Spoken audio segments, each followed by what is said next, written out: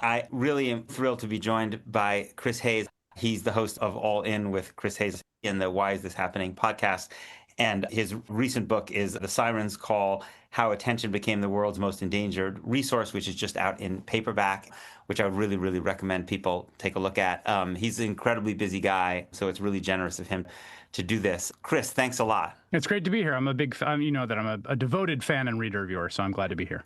So I've always been fascinated by your role as someone who comes from, was working at The Nation, was working at lefty magazines that are kind of on the radical edge of American politics, spent a lot of time criticizing the mainstream media.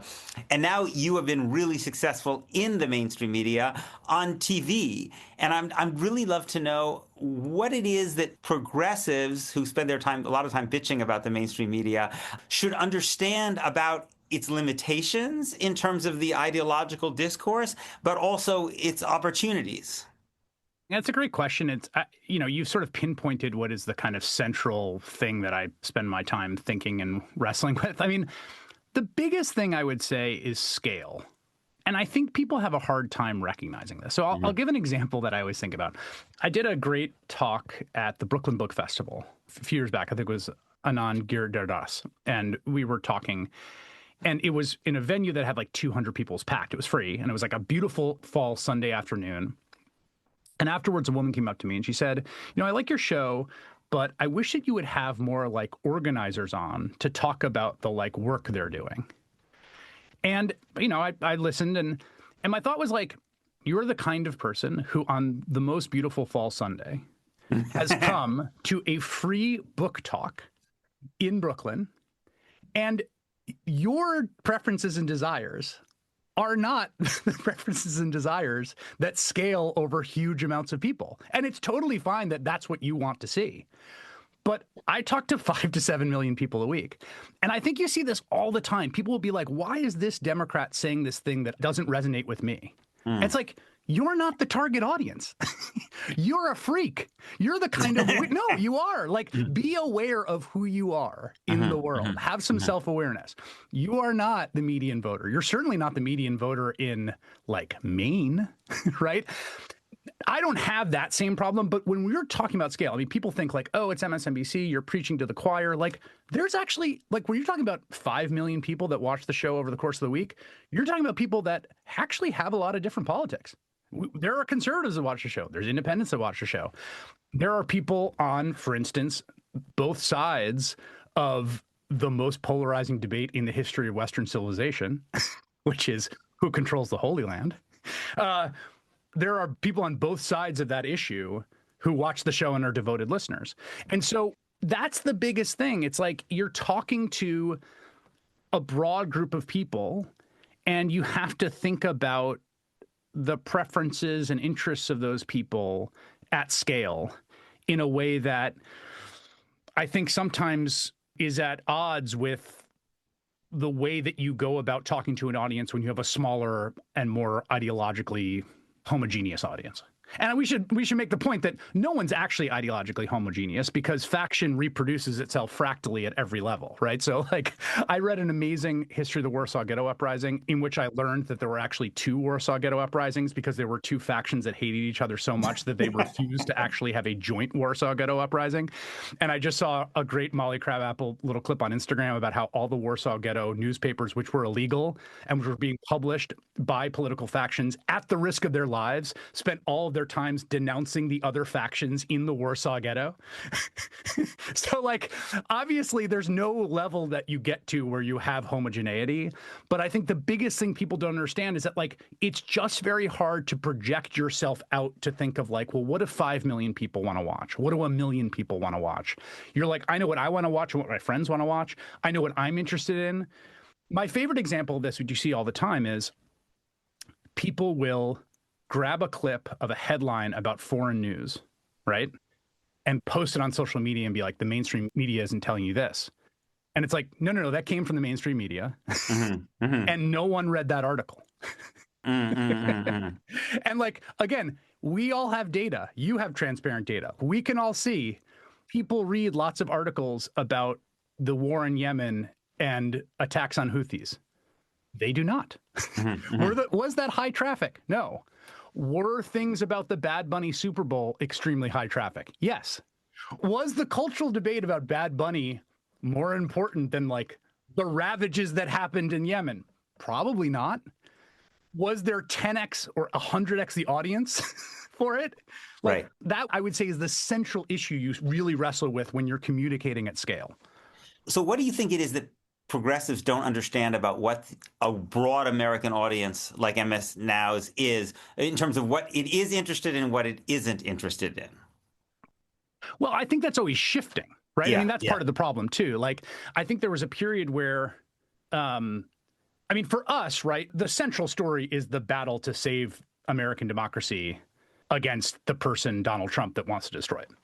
So, I mean, that's just the central story. And to me, you know, this has actually been in a weird, there's been points in my life where the thing the audience was most interested in, I didn't think was that important. Mm-hmm, mm-hmm. The 2.5 to 3 weeks of my life we spent covering a missing plane in Southeast Asia, Mm-hmm.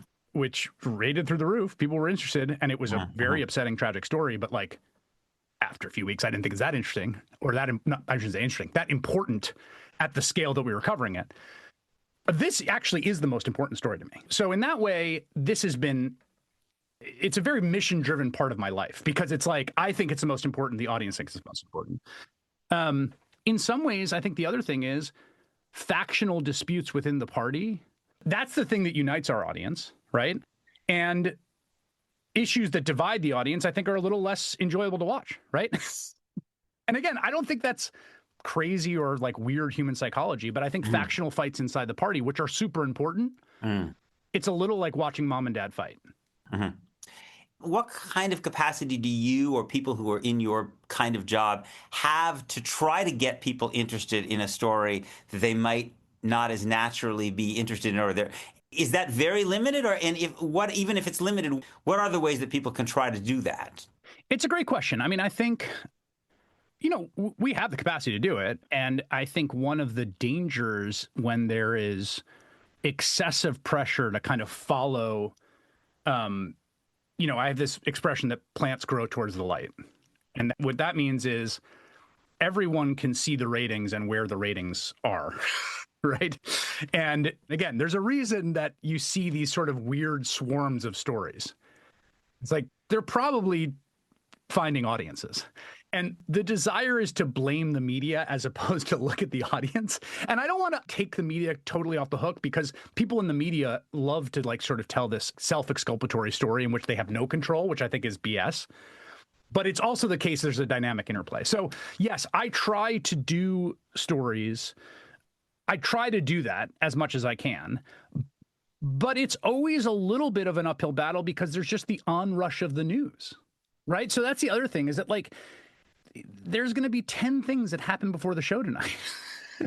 So if I have some conceived of like, here's some little thing you might have missed. Like, here's a great example. There was a story last week that was so insane. We never got on the show. And I did on social media. There's 2 stories I did on social media. So one was the backstory of the Iranian ship, the American submarine sank, which I don't know if you know this or you guys have talked about this, but turned out to have been in a peaceful exercise invited by the Indian government that the U.S. had participated in. And the condition of participation in the exercise is the ship be unarmed. Many of the people on the ship were the naval band of Iran. And we basically waited until they were outside of Indian waters to sink it, knowing full well, having tracked it and knowing full well that they were there for this and unarmed. And I wanted to do on this, and it's just one of these things where like, there was just a bunch of other stuff, like 6 American service members died and oil hit $100 a barrel. So I ended up doing that on Instagram and it got 3.5 million views. So one of the things I've been sort of finding is like finding different stories to tell in different mediums. The other story I did was, and I don't know if this slipped past your viewers as well, is that a guy that Donald Trump pardoned because he was part of January 6th was convicted and sentenced to life for sexually abusing 2 children. No, I didn't. And oh, you didn't see this? Oh no, ready for the greatest detail? It came out in the trial that, so it was horrible. This is clearly a person who's like a, you know, pathological pedophile. That he attempted to bribe one of his victims with the promise of payments from the restitution money that was being promised to the Jan 6 folks from the taxpayer-funded government. Yeah. Now, so these are examples. These are 2 crazy stories. that weren't on the radar. And because of the On Russia news, there wasn't any like ideological reason. There was no like ideological pressure or even audience pressure to not do those stories. It Right. was mostly they just got pushed aside by the On Russia news that they didn't get in the show. Now, in previous worlds, they just wouldn't have gotten anywhere. In this world, I put them both on social media. They both did very well. But a lot of it just ends up being like you end up so sort of, in some ways, propulsively chasing the events of the day. Yeah. You know, because you, at the end of the day, what I am doing is a nightly news show. You know, it's like fundamentally the kind of value propositions like, here's what happened today. This has been a free preview of my weekly conversation. If you'd like to hear the rest and support my work, please consider subscribing at peterbeinart.substack.com.